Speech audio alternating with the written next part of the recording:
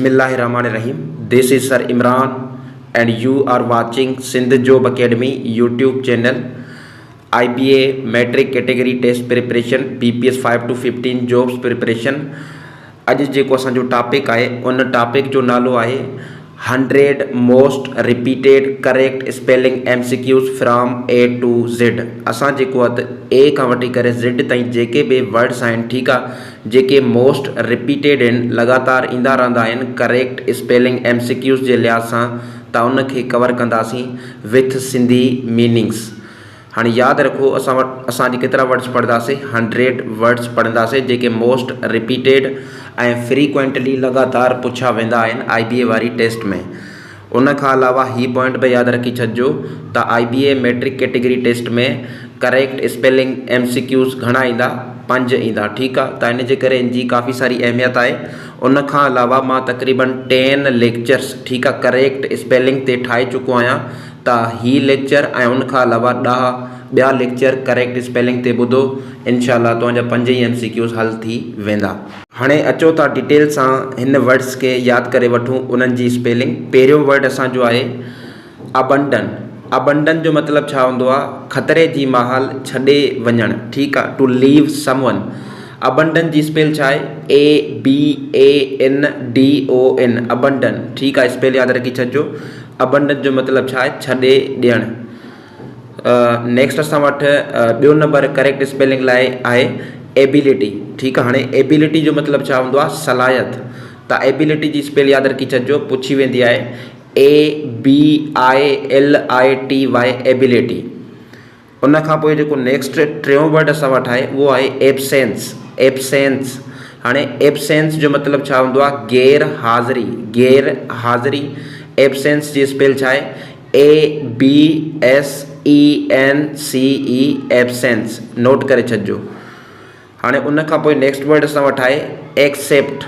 Accept, हाणे accept मतिलबु छा आहे? क़बूलणु या क़बूल करणु। ACC, ठीकु आहे, हिते सी जेको आहे त 2 चकर आयो आहे, यादि रखी छॾिजो। ACCEPT, accept. नंबर 5 असां वटि आहे एक्सीडेंट। हाणे एक्सीडेंट माना हादसो। हाणे यादि रखी छॾिजो, एक्सीडेंट में जेको सी आहे उहो 2 चकर आयो आहे, ठीकु आहे, ACCIDENT, एक्सीडेंट माना हादसो। 6 नंबर असां वटि आहे एक्यूरेट। एक्यूरेट, हाणे एक्यूरेट माना दुरुस्त या सही। हिन में ॾिसो जेको असां वटि सी आहे 2 चकर आयो आहे, ACCURATE, एक्यूरेट।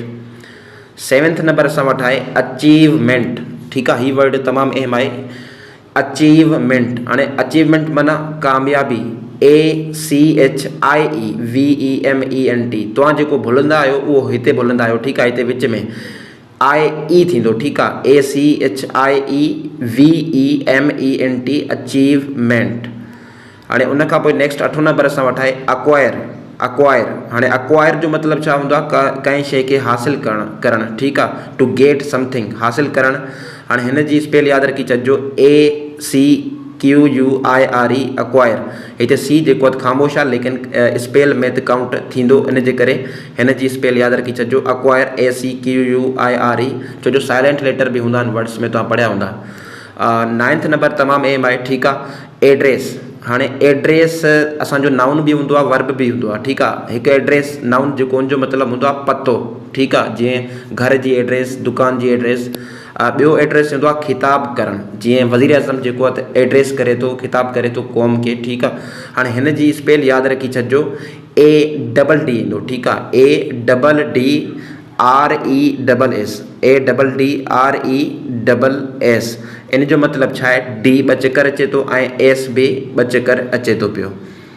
उन खां पोइ नेक्स्ट 10th नंबर आहे एडवांटेज। हाणे एडवांटेज माना फ़ाइदो। एडवांटेज जी स्पेल छा आहे? ADVANTAGE, advantage. त ही उमेद आहे 10 वर्ड्स जेके A लेटर खां शुरू थियनि पिया क्लियर थी विया हूंदा। हाणे B वारा ॾिसी था वठूं। 11 नंबर असां वटि आहे बैलेंस, ठीकु आहे, मोबाइल बैलेंस जीअं तव्हां चवंदा आहियो, ठीकु आहे।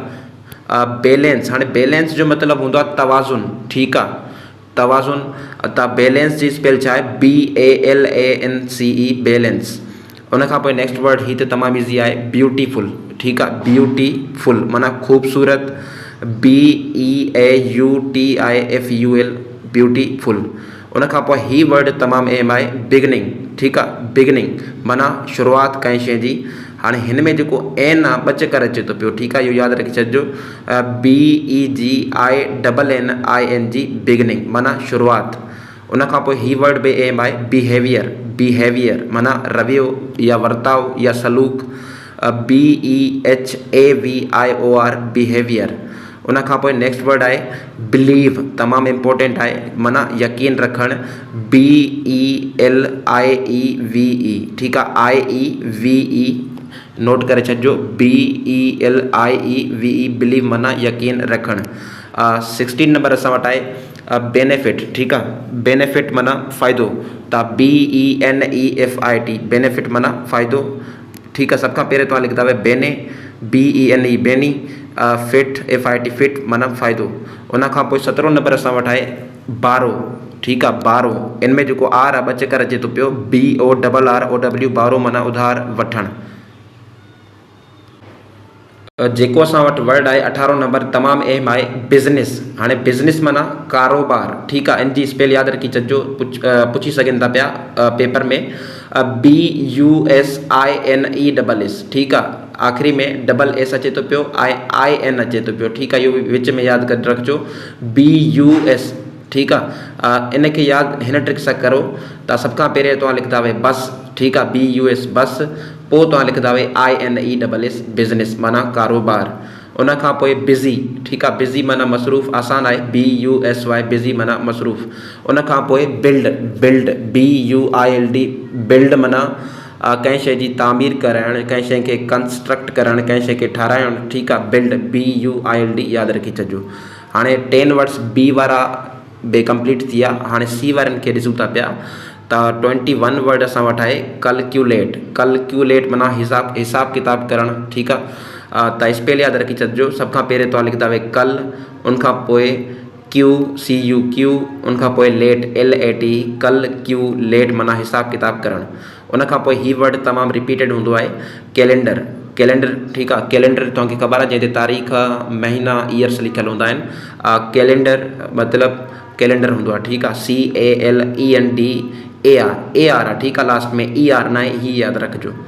उन खां पोइ कैरियर, हाणे कैरियर, ठीकु आहे, माना पेशो, CARER कैरियर, ठीकु आहे, त EE यादि रखी छॾिजो इन में कैरियर में। उन खां पोइ असां वटि 24 असां वटि आहे केयरफुल, केयरफुल। हाणे केयरफुल जी स्पेल छा आहे, CARE care FUL full, careful माना ख़्यालु कंदड़। उन खां पोइ ही वर्ड एम आहे चैलेंज। हाणे चैलेंज मतिलबु चैलेंज कंहिं शइ खे मतिलबु कंहिंखे ललकारणु, ठीकु आहे, कंहिंखे चुनौती ॾियणु, जीअं हिंदी में चवंदा आहिनि चैलेंज। हाणे चैलेंज CHALL, ठीकु आहे, LL यादि रखिजो, ENGE चैलेंज। उन खां पोइ आहे चूज़। हाणे चूज़ माना चूंडणु, CHOOSE O अचे थो पियो, ठीकु आहे, स्ट्रेस अचे थो पियो, ठीकु आहे, वर्ड्स ताईं। क्वेश्चन नंबर 27 आहे कॉलोनी। हाणे कॉलोनी तव्हांखे ख़बर हूंदी आहे, ठीकु आहे, जेका नई आबाद थियल हूंदी आहे, जंहिंमें सिर्फ़ु ख़ासि माण्हू एरिया जा रहंदा आहिनि उनजा, ऐं ॿिए कंहिंखे वञण जी इजाज़त बि न हूंदी, उते सिक्योरिटी गार्ड मौजूदु हूंदो आहे, त उनखे चइबो आहे कॉलोनी। त इन जी स्पेल छा आहे करेक्ट, COLONY कॉलोनी। उन खां पोइ ही वर्ड बि एम आहे, काफ़ी सारा स्टूडेंट छा कंदा आहिनि, ई जे जॻह ते ए ॾींदा आहिनि, ठीकु आहे, स्पेलिंग में उहो ग़लति आहे। कॉलेज जी स्पेल छा आहे, COLLEGE कॉलेज। उन खां पोइ नेक्स्ट वर्ड असां वटि आहे कम्फर्ट। हाणे कम्फर्ट माना आराम, सुकून, ठीकु आहे, COMFORT कम्फर्ट माना आराम। उन खां पोइ कंप्लीट। हाणे कंप्लीट माना मुकम्मल, COMPLETE कंप्लीट। उन खां पोइ डी लेटर सां जेके स्टार्ट थियनि था उनखे पढ़ी था वठूं, डिसीशन। हाणे डिसीशन माना फ़ैसिलो, DECISION डिसीशन, DECISION ही यादि रखी छॾिजो। उन खां पोइ डिफीट। हाणे डिफीट माना शिकस्त, DEFEAT डिफीट, ठीकु आहे, FEAT। उन खां पोइ डिलीशियस माना मज़ेदार या लज़ीज़, DELICIOUS डिलीशियस माना मज़ेदार। उन खां पोइ डिमांड, DEMAND डिमांड माना घुर्ज, ठीकु आहे। उन खां पोइ डिपार्ट। हाणे डिपार्ट जो मतिलबु छा हूंदो आहे रवानो थियणु, ठीकु आहे। त स्पेल छा आहे DEPART डिपार्ट।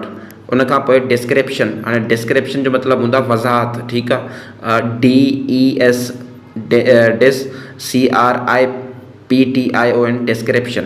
उन खां पोइ डेवलप, हाणे डेवलप माना तरक़ी करणु, DEVELOP डेवलप। उन खां पोइ डिक्शनरी माना लुगत, ठीकु आहे, जंहिंमें वर्ड मीनिंग पाण ॻोल्हींदा आहियूं। DICTIONARY dictionary. डिफ़िकल्ट, डिफ़िकल्ट में जेको एफ आहे ॿ चकर अचे थो पियो, DIFFICULT डिफ़िकल्ट माना मुश्किल। उन खां पोइ डिज़ीज़, डिज़ीज़ माना बीमारी, DISEASE डिज़ीज़ माना बीमारी। उन खां पोइ असां वटि आहिनि लेटर ई सां जेका शुरू थियनि था एजुकेट। हाणे एजुकेट माना तालीम ॾियणु, EDUCAT एजुकेट। इफेक्ट, हाणे इफेक्ट माना असर, EFFECT इफेक्ट, यादि रखी छॾिजो। इलेक्शन, ठीकु आहे, इलेक्शन माना इलेक्शन, ELECTION इलेक्शन। उन खां पोइ एमरजेंसी माना हंगामी सूरतयाल, EMERGENCY एमरजेंसी। एम्प्लॉई, ठीकु आहे, हाणे एम्प्लॉई जो मतिलबु छा हूंदो आहे मुलाज़िम, EMPLOYEE। ही तमामु अहम आहे, ठीकु आहे, हिनखे लाज़मी यादि कजो, EMPLOYEE एम्प्लॉई। एनर्जी माना तवानाई या ताक़त, ENERGY एनर्जी। उन खां पोइ ही रिपीटेड वर्ड आहे इंजीनियर, ठीकु आहे। इंजीनियर जी स्पेल तक़रीबन खे न ईंदी त हिनखे यादि करे छॾिजो, ENGINEER, ठीकु आहे, इंजीनियर माना इंजीनियर।